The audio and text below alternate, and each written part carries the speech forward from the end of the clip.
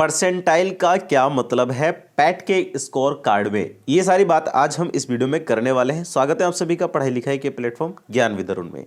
दोस्तों हम बात करेंगे कि पैट के रिजल्ट में ये परसेंटाइल का जो टर्म है आखिर इसका क्या पर्पज है और इसका क्या मतलब है, वो सारी बात मैं आज आपको बताने वाला हूँ। बहुत अच्छे से मैं आपको एग्जाम्पल के साथ क्लियर करूंगा। वीडियो को लास्ट तक देखिएगा, आपको पॉइंट टू पॉइंट सारी चीज़ें समझ में आ जाएंगी। उससे पहले थोड़ी सी बात हम बात करेंगे कि वास्तविक स्कोर क्या है, नॉर्मलाइज्ड स्कोर क्या है, बहुत सारे बच्चों को ये भी डाउट है। उसके बाद हम बात करेंगे परसेंटाइल स्कोर के बारे में, क्योंकि बहुत सारे बच्चों ने कमेंट करके मुझसे कहा कि पर्सनली मैसेज कहा, कॉल्स आई कि सर ये बता दीजिए कि परसेंटाइल स्कोर का क्या मतलब है, हम इसको समझ नहीं पा रहे। हालांकि बहुत सारे स्टूडेंट समझ चुके हैं, लेकिन फिर भी बहुत स्टूडेंट ऐसे हैं जो समझ नहीं पा रहे हैं कि परसेंटाइल का क्या तात्पर्य है। चलिए मैं आपको बता देता हूं परसेंटाइल का क्या मतलब है। यहां पर देखेंगे सबसे पहले ऊपर लिखा है वास्तविक स्कोर। तो बच्चा वास्तविक स्कोर का मतलब यह है कि बच्चे ने कितना एग्जाम के अंदर स्कोर प्राप्त किया है आफ्टर नेगेटिव मार्किंग। मतलब नेगेटिव मार्किंग करने के बाद कितने बच्चे के नंबर बचे हैं वो यहाँ पर वास्तविक स्कोर के रूप में दिए गए हैं। आप सभी जानते हैं 1/4 की नेगेटिव मार्किंग थी। मतलब अगर आप 4 सवाल गलत कर देते हैं तो आपका 1 नंबर काट दिया जाएगा। समझ रहे? तो वैसे ही जितने भी गलत किए होंगे उसके हिसाब से नंबर कटे हैं। नंबर कटने के बाद ये एब्सोल्यूट स्कोर बचा है, वास्तविक स्कोर बचा है बच्चे का। जैसे इस बच्चे के 70 नंबर है वास्तविक में, ठीक है। सब कुछ काटने के बाद, नेगेटिव मार्किंग काटने के बाद, अटेम्प्ट जो किए उसके बाद 70 नंबर बचे। उसके बाद नॉर्मलाइजेशन लागू किया गया। नॉर्मलाइजेशन आप जानते हैं क्यों लागू किया है, क्योंकि एक ही दिन में फर्स्ट और सेकंड 2 शिफ्ट में एग्जाम हुआ था। अब इजी और मॉडरेट के अकॉर्डिंग ये नॉर्मलाइजेशन दिया जाता है। जिस बच्चे का हार्ड एग्जाम होगा उसको नॉर्मलाइजेशन का फायदा मिलता है, जिसका आसान होता है उसको नॉर्मलाइजेशन से नंबर काट दिए जाते हैं। अब जैसे यहाँ पर 70 नंबर थे, 69.01 नंबर बचे। तो ये जो 0.99 नंबर जो काटे गए हैं वो इसलिए काटे गए हैं क्योंकि नॉर्मलाइजेशन लागू किया गया है, ठीक है। नॉर्मलाइजेशन का एक मैथमेटिकल फॉर्मूला होता है जो कि आयोग के द्वारा तय किया कर दिया जाता है पहले ही, कि हम इस तरीके से नॉर्मलाइजेशन लागू करेंगे, उसके बाद नंबर आपको दिए जाएंगे। तो 69 नंबर ये दिए हैं बच्चे को नॉर्मलाइजेशन लागू करने के बाद। तो ध्यान रखेंगे। अब ये बात तो मैं समझता हूं कि आपको वास्तविक और नॉर्मलाइज्ड स्कोर का पता चल चुका होगा, लेकिन ये परसेंटाइल क्या है, परसेंटाइल क्या है वो थोड़ा सा हमें समझना है। जैसे बच्चे यहाँ पर देखिए 70 नंबर, अब 100 नंबर का एग्जाम है तो 100 में से 70 आएंगे तो जाहिर सी बात है कितनी परसेंटेज बनी, 70% बनी। और 69 नंबर ये बचे तो 69% ही बनी, ठीक है। परसेंटेज तो सभी जानते हैं ना, 100 पर ही निकाली जाती है प्रतिशत। कितने पर? 100 पर निकाली जाती है प्रतिशत। तो प्रतिशत अगर 100 पर निकाली जा रही है तो 100 का मतलब यहां पर ये हो गया कि 100 में से 70 है तो 70% आपकी बन गई। लेकिन सर यहां तो परसेंटाइल में 92 लिखा है, इसका क्या तात्पर्य है? तो यही हमें परसेंटाइल की बात करनी है। बच्चे ध्यान से समझे बातचीत को। मान के चलिए इस परसेंटाइल का मतलब क्या है वो मैं बता दूं पहले, कि परसेंटाइल का मतलब यह है कि जितने आपकी परसेंटाइल बन रही है, जैसे 92 परसेंटाइल आपकी बनी तो 92% बच्चे ऐसे हैं जो आपसे नीचे हैं। समझ में आई बात? 92% यानी कि 92.232954 ऐसे करके बनी है।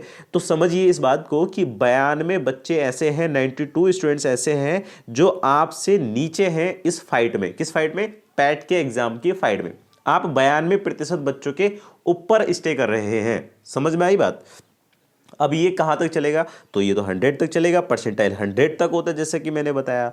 तो 100 बच्चों में से अगर मान लीजिए कि एग्जाम ही केवल 100 बच्चों ने दिया होता तो आपकी रैंक 92 नंबर पर आती। क्या समझ में आई मेरी बात? अगर 100 बच्चों ने एग्जाम दिया होता तो आपकी रैंक 92 आई होती, 92 आई होती, यानी कि आप 92 नंबर पर आए होते। समझ रहे?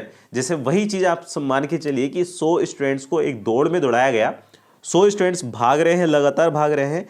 अब इस 100 में से पहले नंबर पर जो आएगा या जो सबसे तेज भाग रहा होगा उसका स्थान क्या कहलाएगा? 100th नंबर का। यानी कि वो कहलाएगा कि 100%, मतलब अगर वो 100% बच्चे भाग रहे हैं और वो सबसे आगे आया है तो 99 बच्चे उससे पीछे हैं कि नहीं है? तो 100वें स्थान पर है कौन? जो सबसे पहले पहुंचा।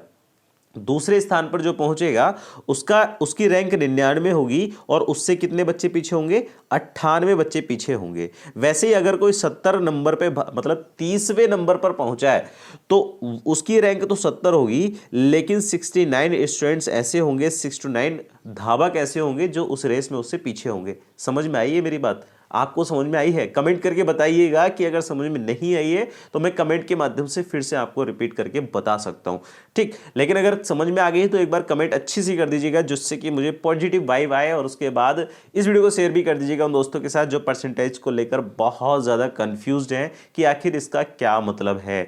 अब दोस्तों यहाँ पर दूसरी बात मैं बता दूं कि अब ओवरऑल समझिए परसेंटाइल में, मान लीजिए जैसे हमारे यहाँ उत्तर प्रदेश में जितने भी बच्चों ने एग्जाम दिया है उन बच्चों में से आपकी अगर 92 नंबर पे परसेंटेज है तो यानी कि कहने का मतलब यह है कि 92% छात्र आपसे नीचे हैं, ठीक है, 92% छात्र आपसे नीचे हैं।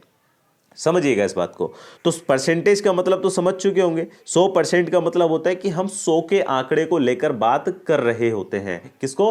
100 के आंकड़े को लेकर बात कर रहे होते हैं। 100% का मतलब यही होता है। मतलब सारे बच्चों की संख्या जितने भी फॉर्म डले हैं, लगभग 16 से 18 लाख के बीच में फॉर्म डले हैं, तो ये फॉर्मों को आपने या जितने बच्चों ने एग्जाम दिया है, 16 से 17 लाख बच्चों ने एग्जाम दिया, उन एग्जाम्स वाले बच्चों को हमने 100 मान लिया। और 100 में से अगर 92 नंबर पर कोई है तो इसका मतलब 92 से उस 100 से नीचे यानी कि उस लड़के से नीचे 91 लड़के और हैं, 91% लड़के और हैं। समझ रहे?